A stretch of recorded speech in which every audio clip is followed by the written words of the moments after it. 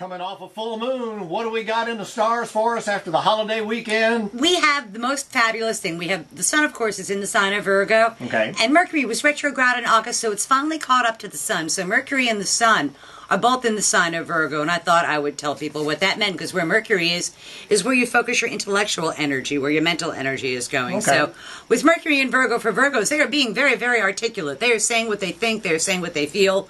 They have been really quiet for the last 2-3 months, and now, God, you're going to have to rip their fingernails out to get them to shut up and stop talking. For Libras, they are mulling something over. It's like they're trying to work the details out of some kind of plan and get their mind in order that they'll be able to then put into effect when Mercury enters their sign on the 17th of September. So it's more of a hanging back, taking notes, figuring out exactly how you want the plan to go before you put it into motion. For Scorpios, it's time for them to tap their light-eyed friends on the shoulder and say, hey, I need your help. I need your help with the project. I need your help in getting me what it is that I want, what the Scorpio wants, because Mars is in their sign, so it's all about them. And with Mercury in there, it's communicating about how you can make them look better. Okay. For Sagittarians, 10th house, career and public standing, and the devil is going to be in the details. Sagittarians are sort of rough guesstimates. They're good with the general, not so good with the specific.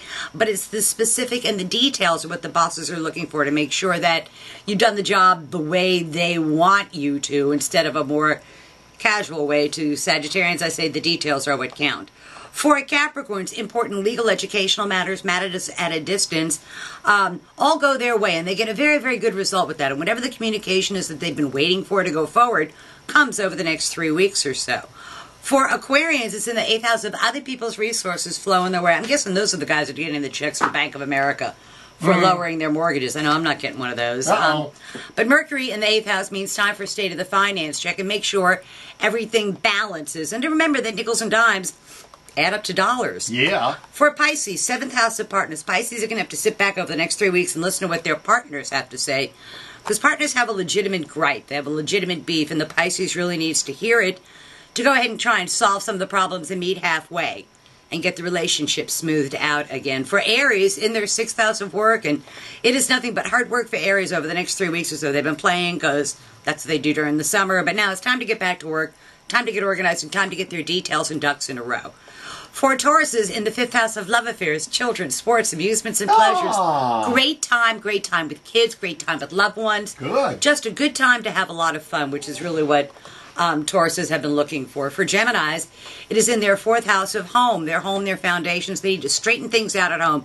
There are some core issues that have to be dealt with, and they've been sort of skirting those issues.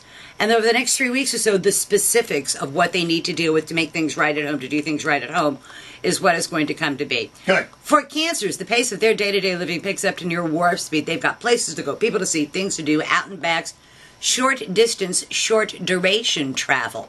And what they're trying to do is to nail down a much better structure of their day-to-day living to operate outside of, which I think is a very cool thing, because they need to bring some order, because water is, a Cancer sign is water, and it kind of diffuses, and it really gets some power when you narrow it down and focus it in a direction, and that's what Cancers are doing. And then Leos, the last sign, it's about making money. It's specifics about making money, and it's what they can do to use their words to make more money, because Leos are very intent over the next 3 weeks or so to increase the amount of money that they make. It's earned income rather than unearned income. And it's through their words and through, again, them paying attention to detail that they get the opportunity to do that. So it's tomorrow's news today for the 12 signs of the zodiac. And